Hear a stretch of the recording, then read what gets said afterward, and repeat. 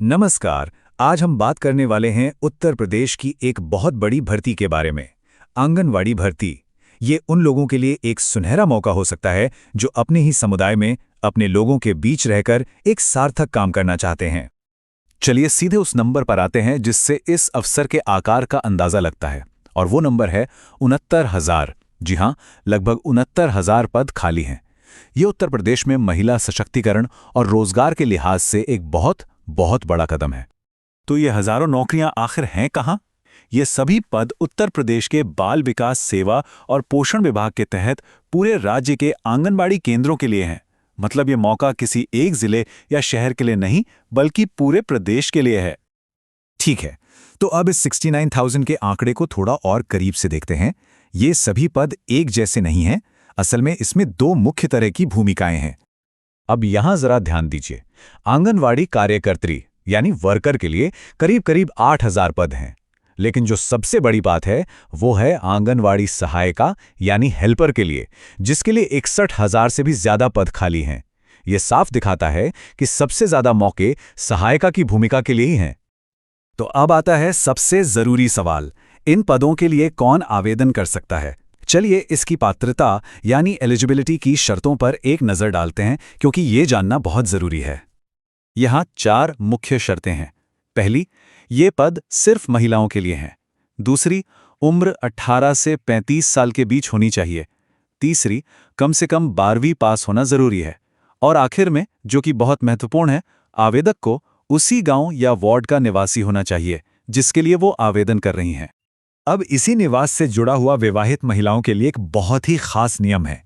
इसे समझना बेहद जरूरी है, वरना आवेदन रद्द भी हो सकता है। नियम यह है कि अगर कोई महिला विवाहित है तो उन्हें अपने ससुराल पक्ष का ही निवास प्रमाण पत्र यानी रेजिडेंस प्रूफ लगाना होगा। मायके के पते से किया गया आवेदन स्वीकार नहीं किया जाएगा। यह सुनने में एक छोटी सी बात लग सकती है, लेकिन यह बहुत निर्णायक है। चलिए अब बात करते हैं चयन प्रक्रिया की। ये जानना काफी दिलचस्प है, क्योंकि इसका तरीका पारंपरिक सरकारी भर्तियों से थोड़ा हटकर है।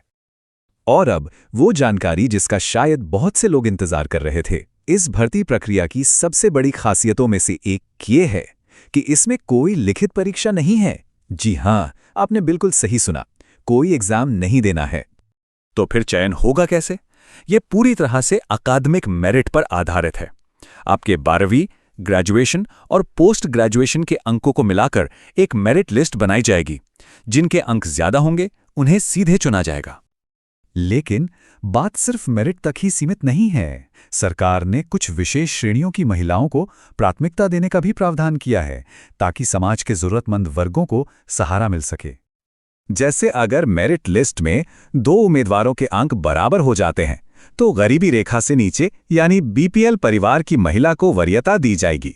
इसके अलावा विधवा, तलाकशुदा और परित्यक्ता महिलाओं को भी प्राथमिकता मिलेगी।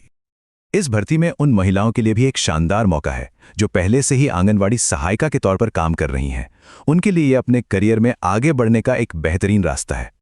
ये एक संख्या सब कुछ बता देती है, 50%।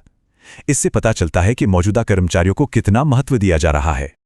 इसका सीधा सा मतलब ये है कि आंगनवाड़ी कार्यकर्त्री के आधे पद प्रमोशन के जरिए भरे जाएंगे।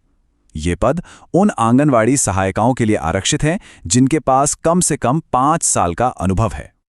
तो इतनी सारी जानकारी के बाद सवाल ये उठता है कि अगर कोई इसमें दिलचस्पी रखता है तो उसे आगे क्या करना चाहिए? आइए अगले कदमों पर नजर डालते हैं। तो इस बड़े मौके का पूरा लाभ उठाने के लिए तैयारी कैसे की जा सकती है? देखिए, पहले से तैयार रहना हमेशा एक अच्छा कदम होता है। सबसे पहले अपने सभी जरूरी दस्तावेज तैयार रखें, जैसे शैक्षिक प्रमाण पत्र, निवास और जाति प्रमाण पत्र। दूसरा, आधिकारिक वेबसाइट upanganwadiBharti.in पर लगातार नजर बनाए रखें। और तीसरा, थोड़ा धैर्य रखें और आधिकारिक अधिसूचना जारी होने का इंतजार करें। और अंत में ये सवाल खुद से पूछने का है, क्या ये अवसर आपके लिए सही है? ये एक बहुत बड़ा मौका है, खासकर उन महिलाओं के लिए जो अपने ही गांव या वार्ड में रहकर अपने समुदाय की सेवा करते हुए एक सम्मानजनक काम करना चाहती हैं।